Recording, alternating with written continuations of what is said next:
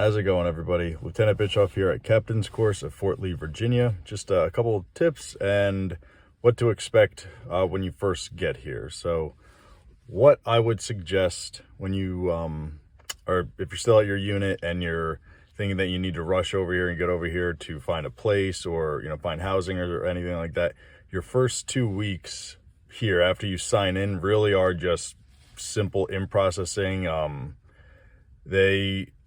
I don't want to say anything bad, but just the first 2 weeks are, you think like a lot's going to be going on, but not much goes on. It's just simple in processing.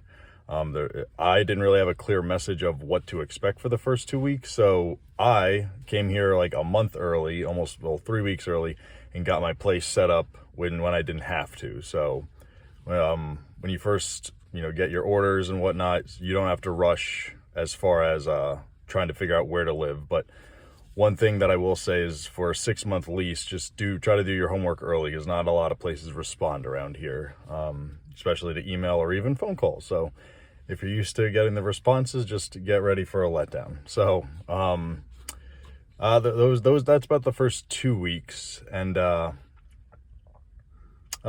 would say just if you're traveling, you did a partial move yourself or you did the whole thing, just make sure you have your paperwork. It's a very easy process. I got my payback within, I want to say, less than 2 weeks of actually getting here. So just have your paperwork set up and you should be good to go.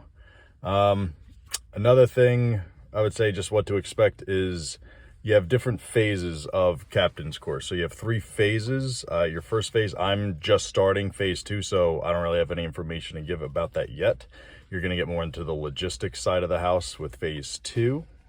For phase 1, you're expect to write a little bit, like back in English class. So you're going to be writing a little bit. You're going to be writing papers. They're going to go over your formatting and whatnot, Chicago style. So no APA formatting here, but that's I don't know. I'm used to that in my master's course. So, but whatever.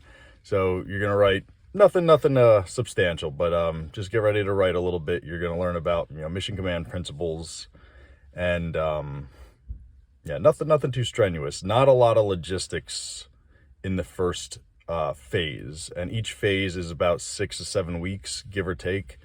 Don't quote me on that, but it's about 6 to 7 weeks. And in phase 1, if you're like me, where you came from an FSC, from armor, FSC, you're looking at TLPs and that kind of level of planning. In phase 1, they go over MDMP. That is the longest duration of training that you will go over. So MDMP, if you are not familiar with MDMP, I suggest getting familiar with it.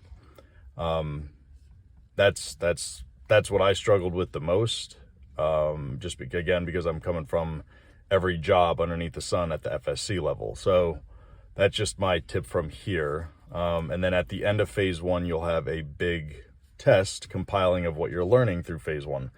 My best suggestion would be if you're a good note taker, that's great. I have a small computer tablet that I wrote notes down on every single day, and that really helped me for the actual test. So that's a suggestion from me. It's up to you. You got to do your own thing, though.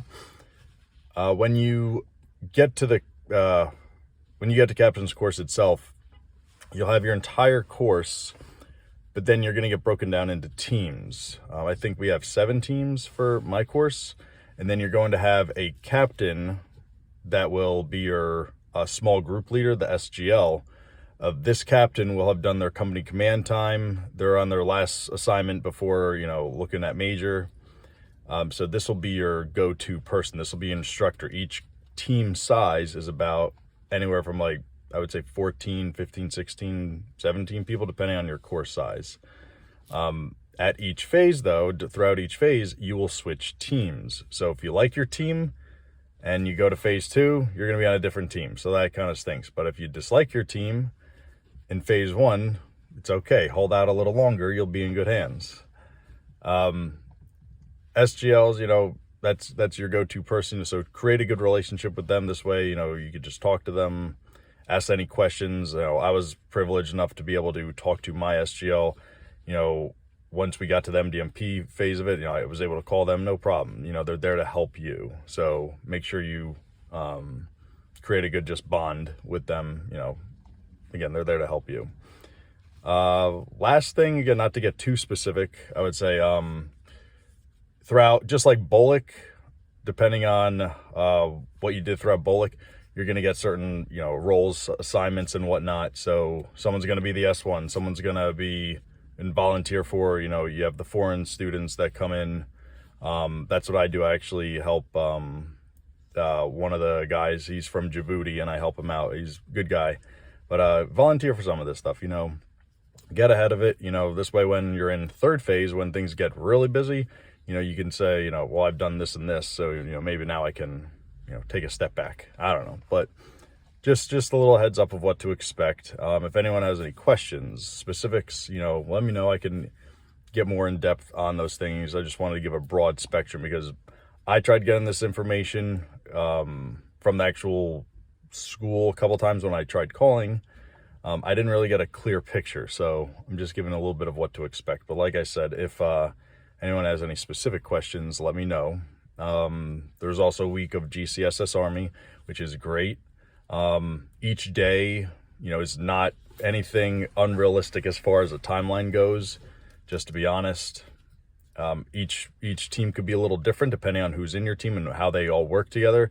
My team, I was grateful. I had an awesome team for my first phase, and we finished everything very, very fast throughout the day. But we did very good work. We worked very well together. So just a heads up, try to create a Google Drive with the team to share documents and whatnot. It's easier to work on things. You're going to be using Teams a lot through here. So that's where all the, material is throughout the course.